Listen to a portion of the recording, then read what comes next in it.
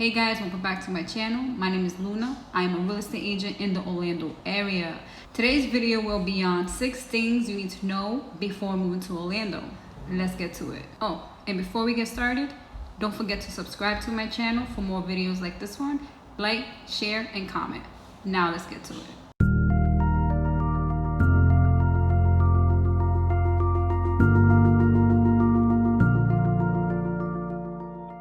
Welcome back, and again, my name is Luna. For the 6 things to know before moving to Orlando, number 1 would be learn about the neighborhoods. Ask yourself questions such as, do I want to be in the downtown area? Am I more of an urban type of person? Suburban, country, rural? Do I want to live 45 minutes from Orlando? Do I want to be next to Disney? Once you figure out what you like, you like to be around cafes, restaurants, you want to be far from Target, supermarket, Whole Foods, Trader Joe's, then you can look at those neighborhoods where you are interested in the things that you like to do. So say you like to shop at Whole Foods and Trader Joe's, I would suggest maybe looking at Dr. Phillips or Winter Park. So those are the 2 neighborhoods or communities that have Whole Foods and Trader Joe's. So that would be more of your type of vibe. Or if you're more of the type where you like to have a park right in front of you and you want to be close to cafes and bars and smaller art galleries, and I would suggest downtown, Thornton Park, or even College Park. So once you ask yourself those questions, then you'll be able to figure out what neighborhoods to look into. And nowadays with Google, YouTube, even Facebook, I know Facebook has a lot of Facebook groups here where you can look up different communities and people commenting about the community. That's so helpful. So if you plan out 6 months before you move here, come down at least once or twice for 2 weeks. Don't drive around even at night. The best time to drive around is at night, in my opinion. So yes, number 1 would be checking out the neighborhoods. So number 2 is downtown Orlando is actually downtown. You'd be surprised how many people think that Epcot is Orlando's downtown. Don't get me wrong, Epcot to me is one of my favorite parks. It's so dope. If you haven't been, you should go. It's pretty awesome. You're practically visiting like 6-7 countries at one time. It is pretty cool. But downtown Orlando is also pretty dope as well. Like I mentioned earlier, you have Thornton Park, College Park, then you have an actual park in the middle called Lake Eola. So yes, I just wanted to bring that up because you'd be surprised. Like I mentioned earlier, a lot of people think Epcot is Orlando downtown, and it's not. Number 3 will be prepare yourself for the weather. Yes, hurricane season from June all the way to October. It rains all the time. I mean, I've witnessed, because before I moved here, I actually lived in Jacksonville and Fort Lauderdale. When I lived in Jacksonville, I don't remember hurricanes started from, the heaviest was from August to October, and then June, July was more like rain.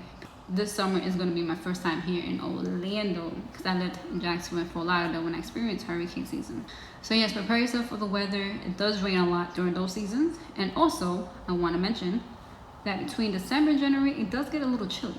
The lowest here in Orlando, the same in Jacksonville when I lived there, was Jacksonville, I think, a little colder because it was up north. But not, I think it was the same actually. But here in Orlando, it's 39 degrees at night. It's pretty chilly, if you ask me. But then again, compared to the snow, I would take this weather all day. So yes, prepare yourself for the weather between December and January.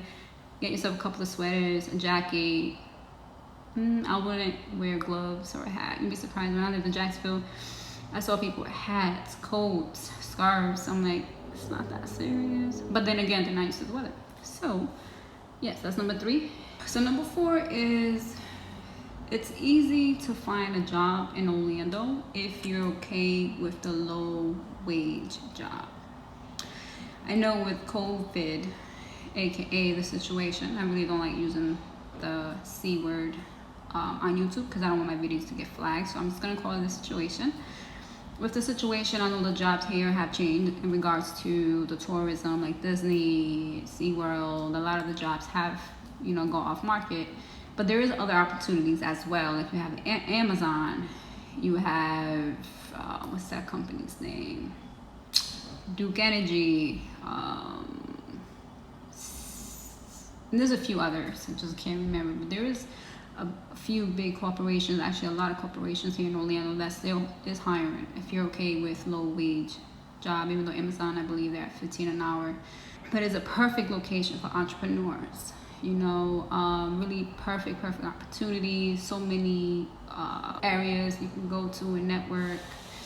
Like I mentioned, with the situation, it is a little difficult to maneuver, but it's always possible. Everything is always possible. So that will be number 4. So number 5 is one of my favorite part, is there is no state income tax, which is pretty awesome. I know there's a few other states that you don't pay no state income tax. A lot of people do mention, oh, Orlando jobs is low wage. Is it really worth it living there? I feel as if it balances out. You know, the housing market here isn't as bad as, you know, a lot of people portray. I mean, people got their own perspective. But when you come up from up north, where you're paying 300 square footage for $3,000, and here $3,000 you can get a mansion, such a big difference. Yes, you get low wage, but you don't pay no state income tax. So it balances out. Like I mentioned, it's all about perspective. So that would be number 5.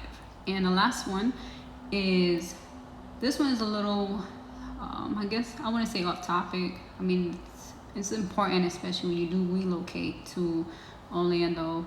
And obviously this, you probably already know this because you can look this up on Google.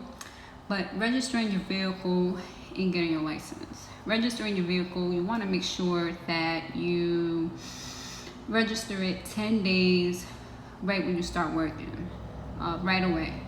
And also with your license, it's 30 days from establishing work history or even registering your child in school here in Orlando.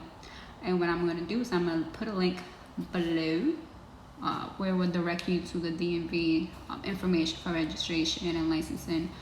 So yes, those are my top 6 things to know before moving to Orlando.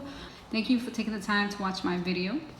Please don't forget to subscribe, like, and share my video if you know anyone that's looking to relocate here in Orlando and need some information.